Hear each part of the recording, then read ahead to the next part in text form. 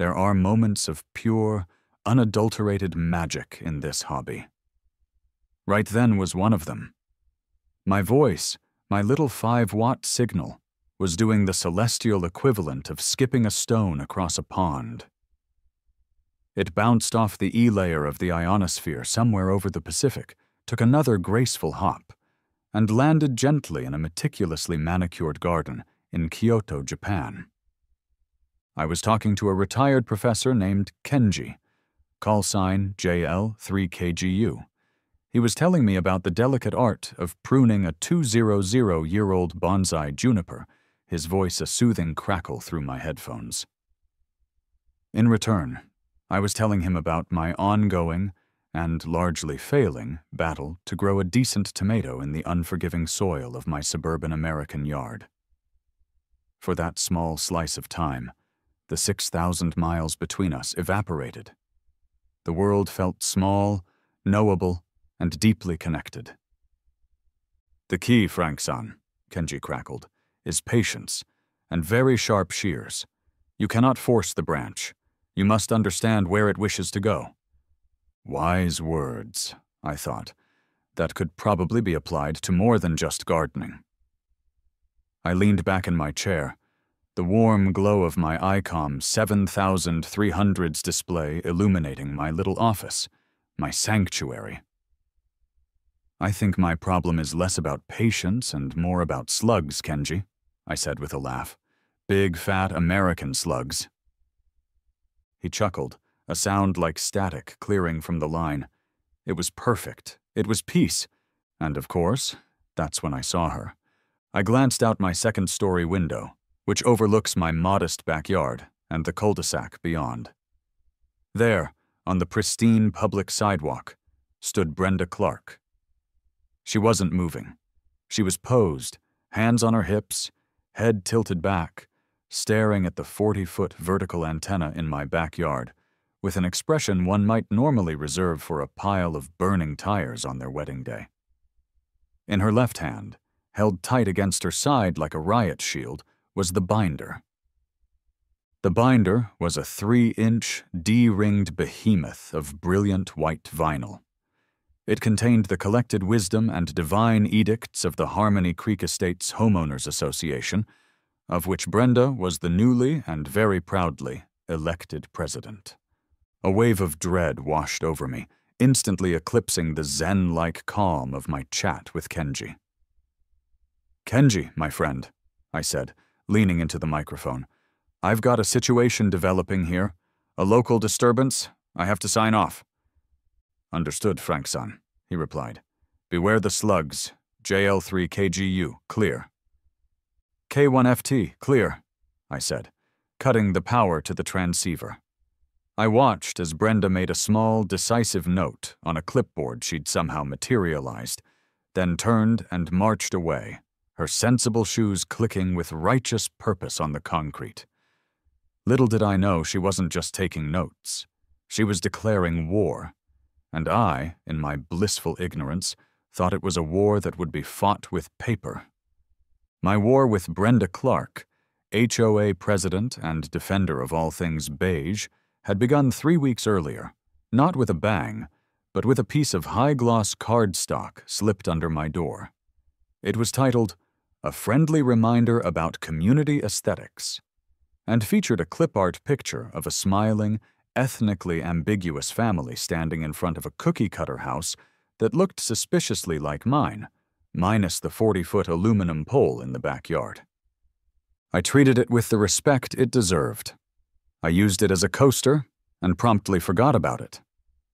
A week later, the friendly reminder was upgraded to an official notice of violation. This one came in a threateningly official-looking envelope. The charge, penned in a font that screamed, "I've spoken to the manager," was a violation of Bylaw 22.7, subsection B. No freestanding external structures, including but not limited to flagpoles, satellite dishes, or other apparatus, shall exceed the height of the primary residence's roofline. My antenna, by design, exceeded my roofline by a good 20 feet. That was, the point. Feeling I was still dealing with a reasonable, if misguided, human being, I crafted a polite and well-reasoned response. I explained that this wasn't just some apparatus, it was a ham radio antenna. I attached a printout of the FCC's OTARD, over-the-air reception devices, rules, which, while not a perfect fit, showed that there were federal protections for such things. I even played my trump card. I was a registered, active member of ARES, the Amateur Radio Emergency Service. My station was part of a network that emergency services relied on when other communications failed. My antenna wasn't an eyesore, it was a civic duty. I hit send and imagined Brenda reading my email, having a sensible chuckle at her overzealousness, and sending back an "oops, my bad." Her actual response arrived the next day. She completely ignored the FCC and ARES points. Her email read in its entirety. Subject, your apparatus. Dear Mr. Miller, while we appreciate your dedication to your hobby, the aesthetic harmony of Harmony Creek is paramount to maintaining property values. Your appeal is denied. Please see the attached invoice for a $50 non-compliance fine. Payment is due within 15 days. Harmoniously, Brenda Clark, President, HOA. The single word hobby was in scare quotes. The invoice was professionally designed. This wasn't a misunderstanding anymore. This was a gauntlet being thrown. A very, very stupid gauntlet. Which brought me to the current phase of our conflict. Open hostility. To show that I was, in fact, a reasonable person willing to compromise, I had decided to invest a significant chunk of my savings into building my dream radio shack.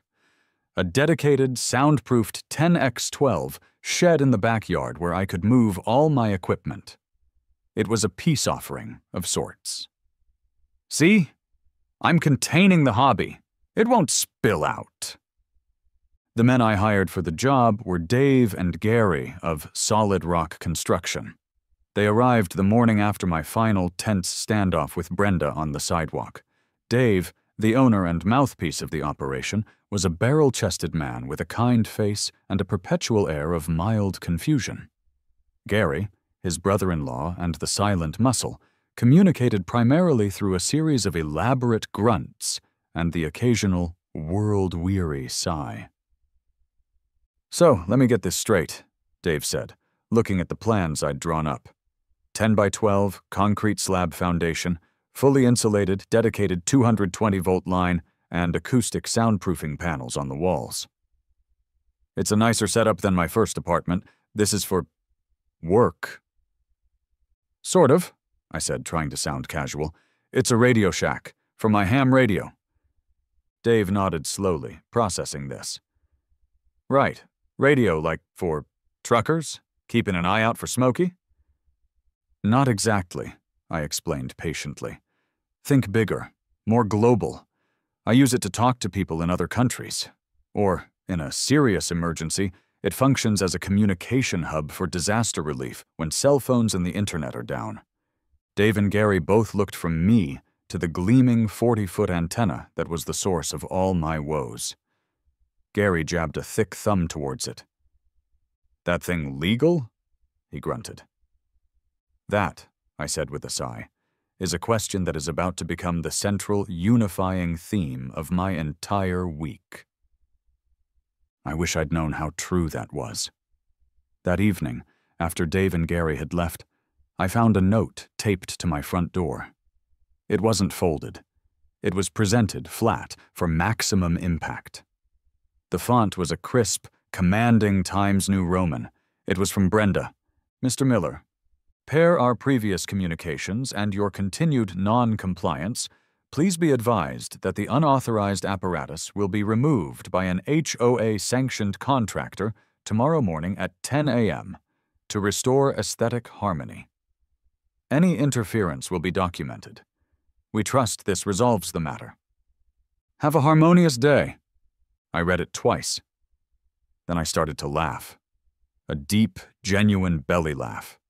It was so absurd, so comically officious. She wouldn't dare. This is America, right? You can't just walk onto someone's private property and start dismantling thousands of dollars worth of equipment because it offends your delicate suburban sensibilities.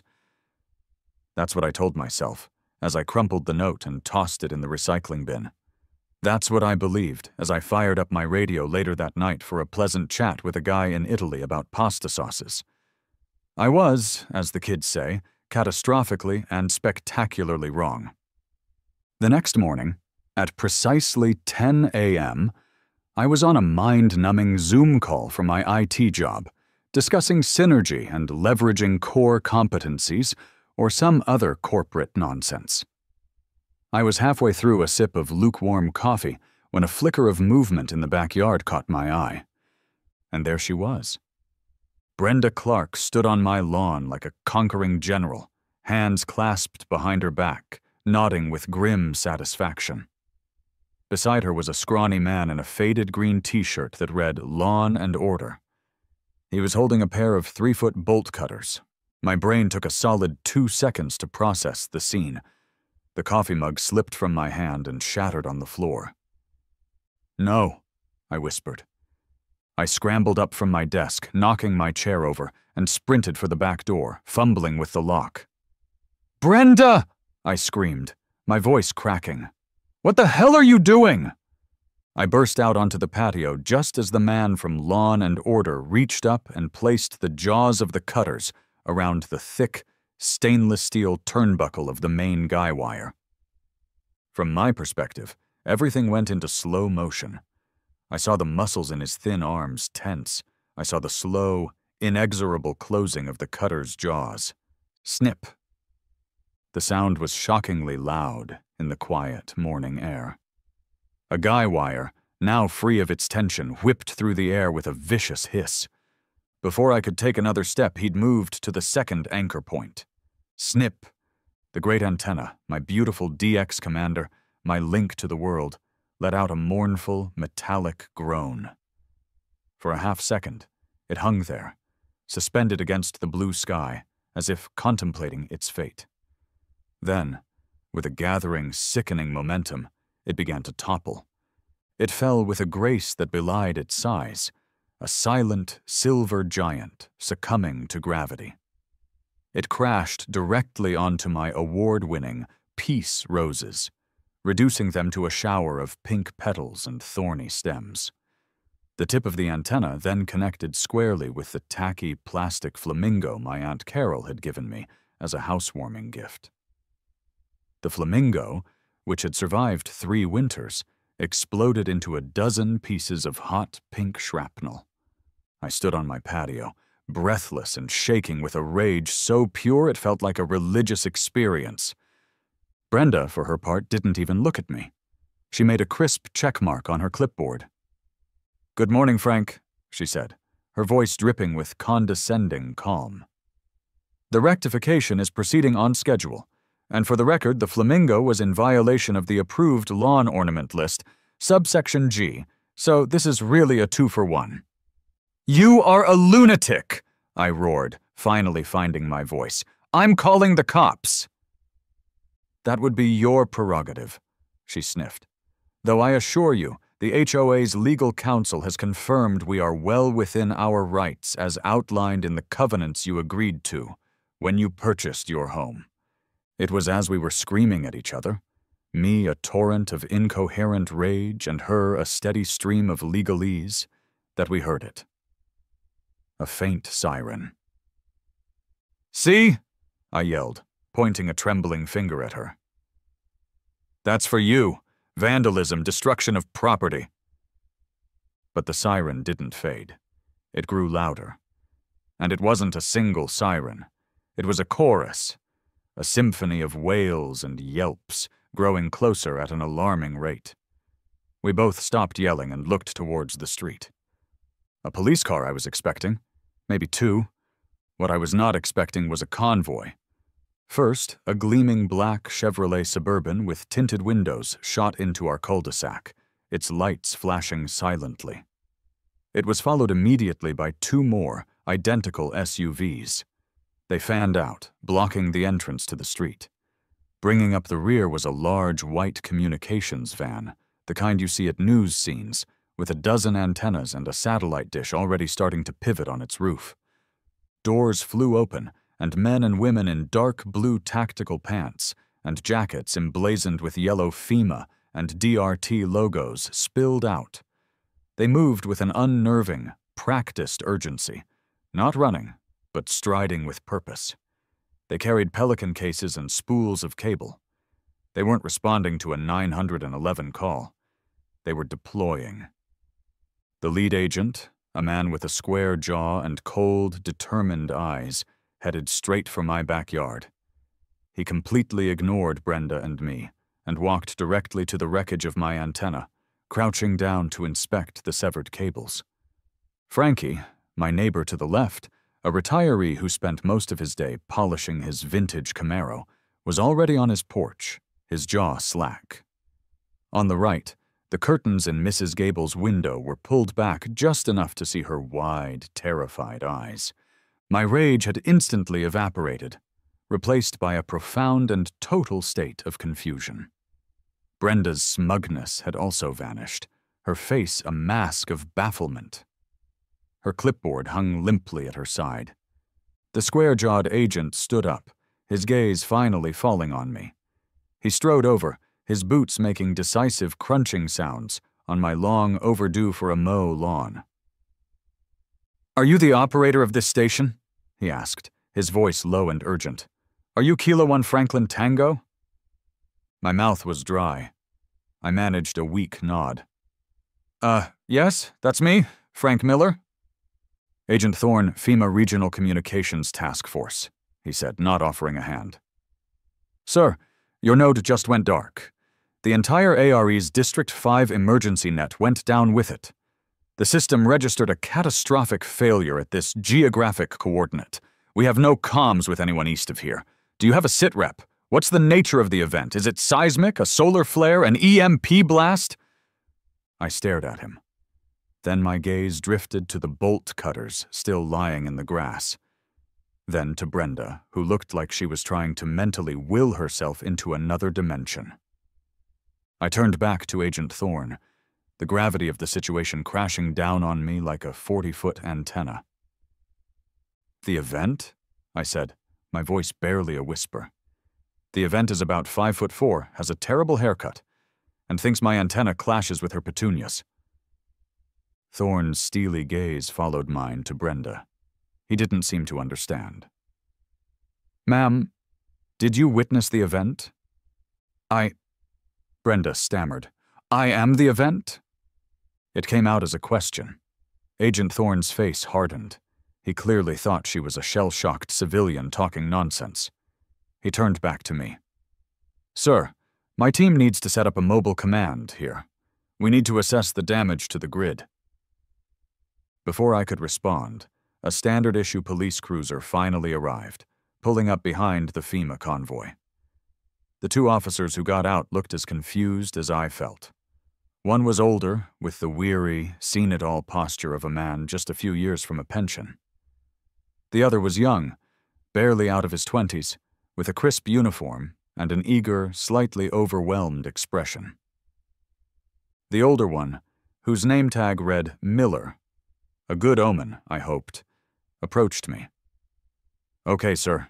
Dispatch said you called about some vandalism." His eyes swept over the federal agents setting up satellite dishes on my lawn, the 3 black SUVs, and the wrecked antenna. "Looks like you might have buried the lead a little."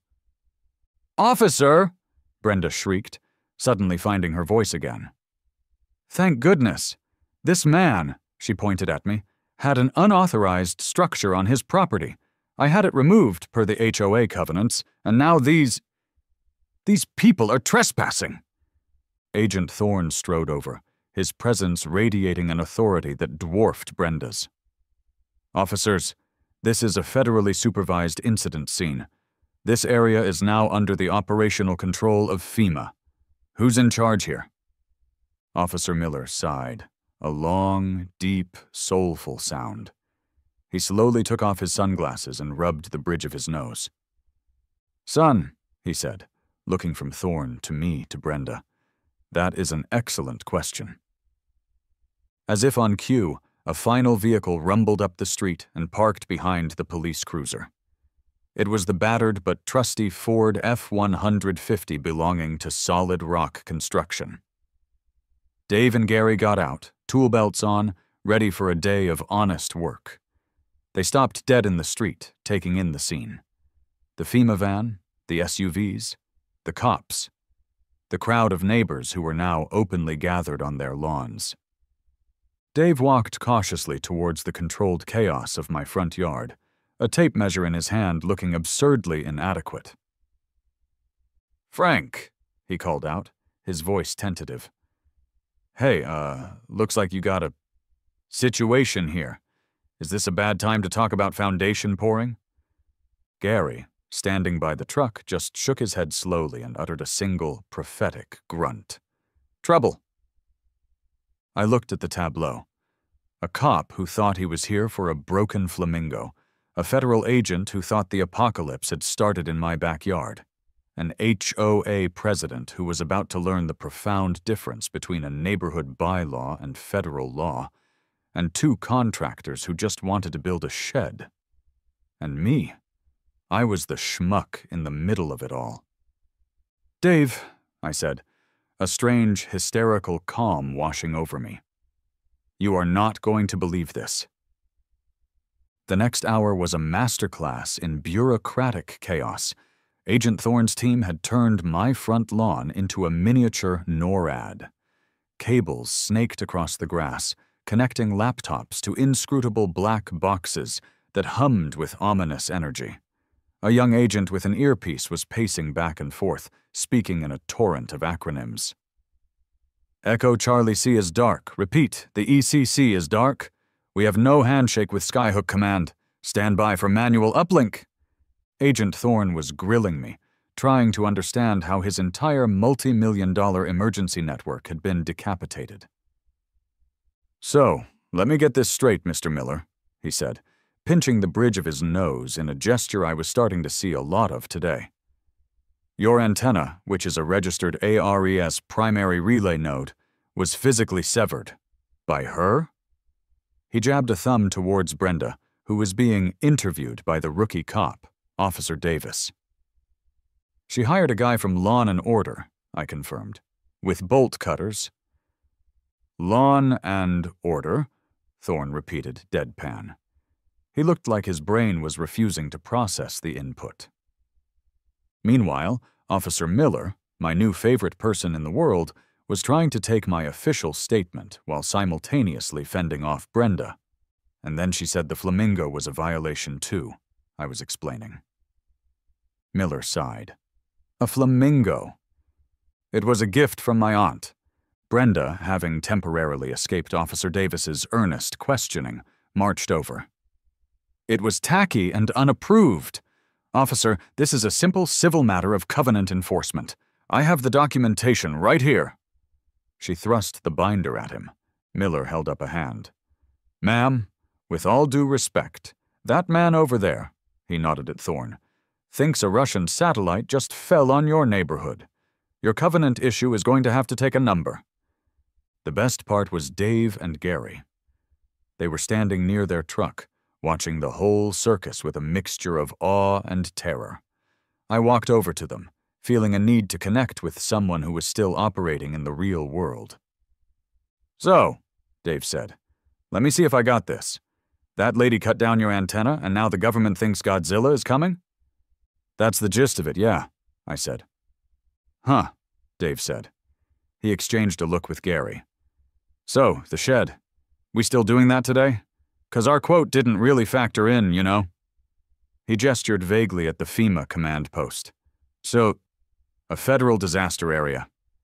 The shed is the least of my problems right now, Dave." Right, he said. "Just, we got the lumber." The tension on the lawn was mounting. Thorne was getting visibly agitated, barking into his radio. "I don't care about protocols, just get me a signal, any signal, we are blind here." He strode back over to me. "Mr. Miller, your equipment is ruined. My team's portable uplink is having trouble penetrating the local interference." He glared at the sky as if it had personally betrayed him. "We need to re-establish the node, now. What backup equipment do you have?" My mind raced. My main rig was inside, but it was useless without the main antenna. I had handhelds, but they were short-range. Then an idea sparked. A stupid, desperate, and possibly brilliant idea. It wasn't my idea, though. It was Dave's. Dave, ever the pragmatist, had been listening. He cleared his throat. "Excuse me, Mr. Federal Agent, sir?" Thorne spun around. "What?" "We're contractors," Dave said a little nervously. We build things, and sometimes we fix things. What if we rigged up a temporary solution for you?" Thorne stared at him. "What are you proposing, contractor?"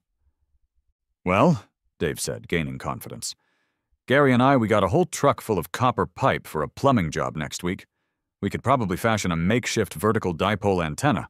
It wouldn't be pretty, but it'd get a signal out. We just need something tall to mount it to.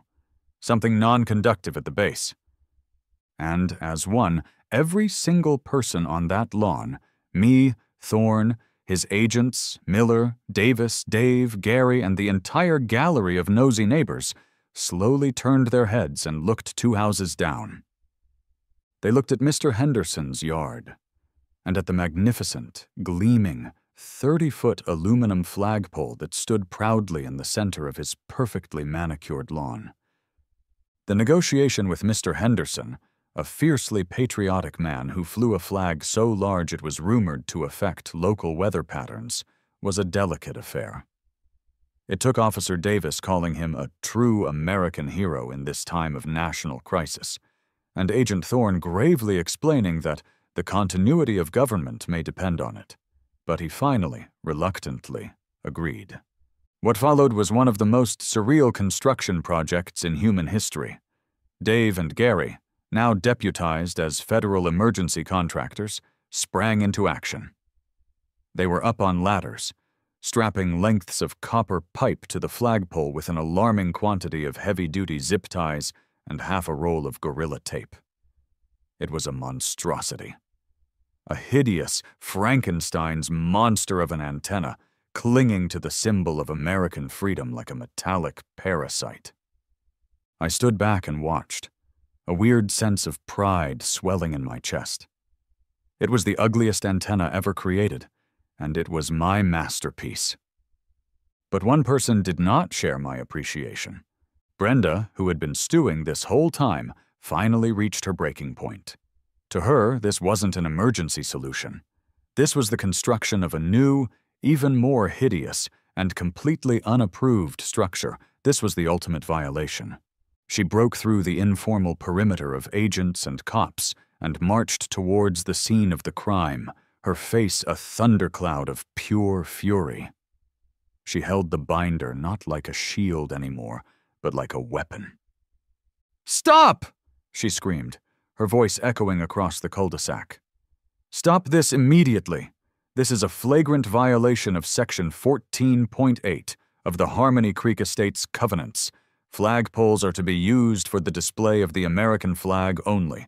I will not have this thing in our community." Officer Miller, who looked like he was about 1 second away from sainthood or homicide, stepped in her path. "Ma'am, for the love of God and all that is holy, just go home. Have a cup of tea. Watch some daytime television." "This is an active federal operation, ma'am," Thorne yelled. "You are actively interfering." Brenda wasn't listening. Her eyes were locked on the makeshift antenna. Dave and Gary were just finishing up, running a coaxial cable from the flagpole down to the FEMA command van. Gary, on the ground, took the end of the cable and plugged it into the main generator that was powering the whole operation. A green light on the generator flickered on. That was it. That was the last straw for Brenda. With a primal scream of frustration, a sound that came from the deepest pits of her HOA-loving soul, she reared back and hurled the binder. It sailed through the air in a perfect wobbly arc, a missile of bylaws and regulations. Her intended target was clearly the base of the flagpole. But Brenda was not an athlete. The heavy binder fell short. It didn't hit the flagpole. It didn't hit the ground. It sailed directly over a thick orange power cable and landed squarely, with a sickening crunch, on top of the portable Honda generator. There was a shower of brilliant blue sparks, a loud, definitive pop, like a giant champagne cork, and then silence. The hum of the generator died. The lights inside the command van went out. The laptops on the folding tables went dark. The young agent's torrent of acronyms was cut off mid-syllable. The entire high-tech, multi-million-dollar federal disaster response operation was plunged into darkness and silence, neutralized by a 3-ring binder full of rules about lawn ornaments and acceptable shades of beige. For a long moment, nobody moved. We all just stared. First at the dead generator, its top caved in. Then at the white binder lying next to it, like a tombstone. And finally at Brenda, who stood frozen, her hand still outstretched, her face a perfect portrait of dawning horror. In one glorious, karmic, spectacular moment, her weapon of mass suburban destruction had taken out the entire rescue squad. Brenda Clark had finally achieved perfect, harmonious silence. The silence lasted for about 5 seconds. Then Agent Thorne spoke, his voice dangerously quiet. "Somebody get me a status on that generator." An agent rushed over, knelt down, and delivered the grim news. "It's dead, sir. The main inverter is cracked. She killed it." Thorne's head slowly swiveled towards Brenda. He didn't yell. He didn't scream. He just stared. And in that stare was the promise of a bureaucratic hell so vast and complicated that no mortal mind could comprehend it. While Thorne's team was scrambling, yelling about backup batteries and trying to reboot their system with the van's internal power, an idea sparked in my head. I had a backup plan, a real one. Not one made of copper pipe and patriotism, but one I'd practiced for years. "I'll be right back," I said to Officer Miller, who just nodded, his eyes still fixed on the scene, a tiny, amused smile playing on his lips. I ran to my garage, past the lawnmower and the half-empty bags of potting soil, to an old metal footlocker in the corner. I threw it open. Inside was my emergency Go Kit. A small, battery-powered Yaesu FT817ND transceiver, a QRP, or low-power rig, and a simple, coiled-up wire antenna called a random wire. This was the purest form of the hobby. No towers, no massive amplifiers. Just a little box, a battery, and a length of wire. I grabbed the kit and ran back out to the backyard, away from the chaos on the lawn. I uncoiled the wire antenna, tied a small wrench to the end for weight, and tossed it high into the branches of the big oak tree in my backyard. It was a perfect throw. The wire hung down, a pathetic-looking thing compared to the glorious tower that now lay in ruins. But I knew it would work. I connected the wire to the back of the small radio, clipped the power leads to the battery, and switched it on. The little screen flickered to life. I spun the dial to the designated District 5 ARE's emergency frequency, put the microphone to my lips, and pressed the transmit button. "CQ, CQ, this is Kilo 1 Franklin Tango on the District 5 emergency frequency. Does anyone copy?" Static. I tried again. "CQRS, CQREs, this is K1FT, calling on the emergency net. Does anyone copy?" A faint voice crackled back, barely audible. Who? Is Skyhook Command Station calling, say again?" I cranked up the audio gain. "Skyhook Command, this is Kilo 1 Franklin Tango. I copy you 3x3. How do you copy me?" The voice came back, much clearer this time. A woman's voice, sounding relieved. "K1FT, we have you 5x5. Solid signal. What is your status? Our system showed a catastrophic failure at your node. We thought we lost the entire Eastern District. I took a deep breath. Yeah, Skyhook Command. About that catastrophic failure, You are not gonna believe this. The grid is fine, all infrastructure is stable. The event was localized, very, very localized. Stand by for a full and somewhat unusual situation report. I'm going to need a bigger battery. I saw Agent Thorne turn his head. One of his agents was holding a handheld radio, and he'd overheard my transmission. Thorne's face, which had been a mask of fury and frustration, shifted into something else. Comprehension. He finally understood. He walked over to me, took the handheld from his agent, and listened as I calmly relayed the events of the day to the regional command center, leaving out no detail, from the bolt cutters to the binder. When I was done, Thorne keyed his own mic. Skyhook Command, this is Agent Thorne on scene. Confirming Operator K1FT's report. The situation is contained. Stand down alert status. I'll be filing a full incident report. Thorne out. He looked at me. For the first time, the coldness in his eyes was replaced with something that looked suspiciously like respect.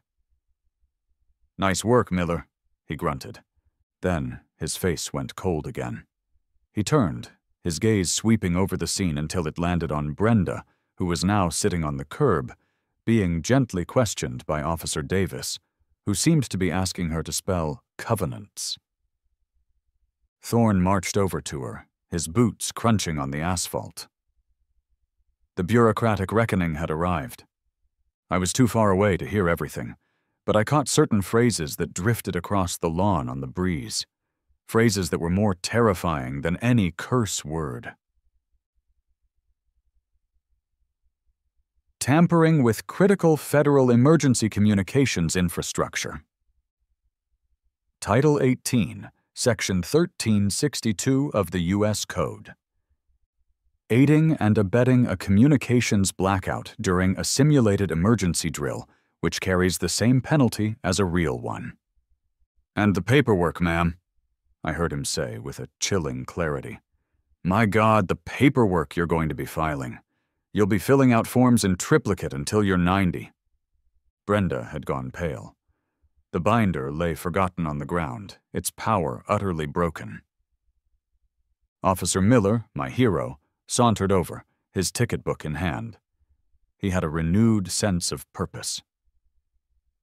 Brenda Clark, he said, his voice carrying the gentle authority of a man who was enjoying his job for the first time in years. In addition to the federal issues Agent Thorne has outlined, I'm citing you for malicious destruction of property, trespassing, and I'm pretty sure I can make a case for reckless endangerment of a flamingo. He gestured for her to stand up. I'm going to need you to come with us. We have a few questions for you down at the station. As Brenda was led, speechless, to the patrol car, a federal nightmare having decisively crushed her HOA dream, Dave and Gary approached me. The FEMA team was packing up their dead generator, their movements now less urgent and more embarrassed. Dave was holding a clipboard. He handed me a newly written invoice. Okay, Frank, he said, his voice full of reverence. So we've got the original quote for the shack, but I've added a few new line items here. I took the clipboard and read, Solid Rock Construction, Invoice. Project, Backyard Radio Shack. Emergency Communication Mast Construction. $1,500. Hazardous Work Environment Surcharge. $750. Interagency Negotiation Services, Flagpole. $500. Flagpole Decoppering and Restoration. $400. Moral Support and General Bewilderment. $250. I looked at the new total. It was astronomical, utterly absurd. I threw my head back and laughed, a loud, long, cathartic laugh that came from the very depths of my soul. "Dave," I said, wiping a tear from my eye, "I'll pay it. I'll pay every single penny." A month later, I stood in my backyard, a cold beer in my hand, and admired my new kingdom. The Radio Shack was finished. Dave and Gary had outdone themselves.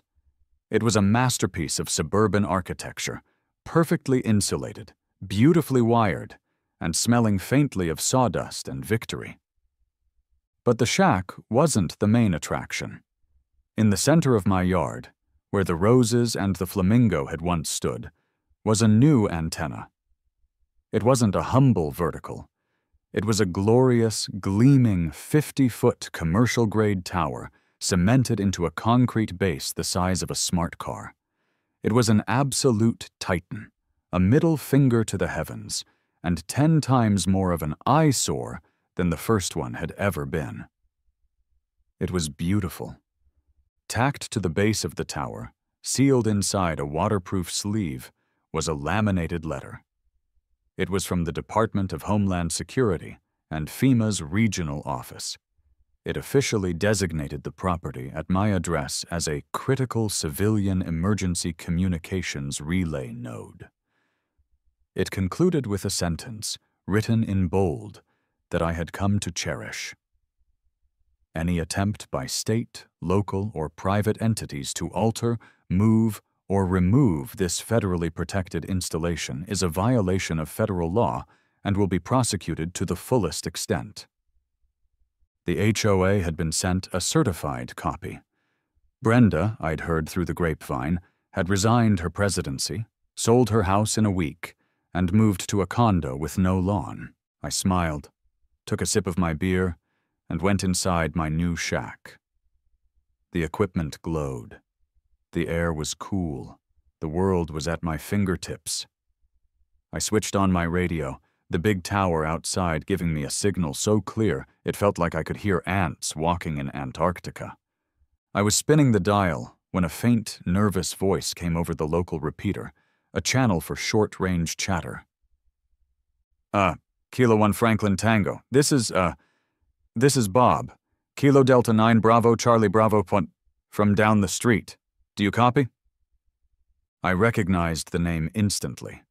Bob Clark, Brenda's husband. A meek, quiet man I'd only ever seen mowing their lawn. I picked up my microphone, a slow grin spreading across my face. "Bob, good to hear you on the air, my friend. This is K1FT. I copy you loud and clear. How are things?" There was a long pause, filled with the sound of nervous breathing. "Oh, you know," Bob finally said, his voice barely above a whisper. "Quiet, very quiet. Brenda's busy. She has her new hobby." "Oh yeah?" I asked, unable to resist. "What's that?" "Community service," he sighed. "They assigned her to the Regional Emergency Preparedness Office downtown. She spends 3 days a week in a windowless basement, alphabetizing emergency supply manifests. She's up to Band-Aid's butterfly.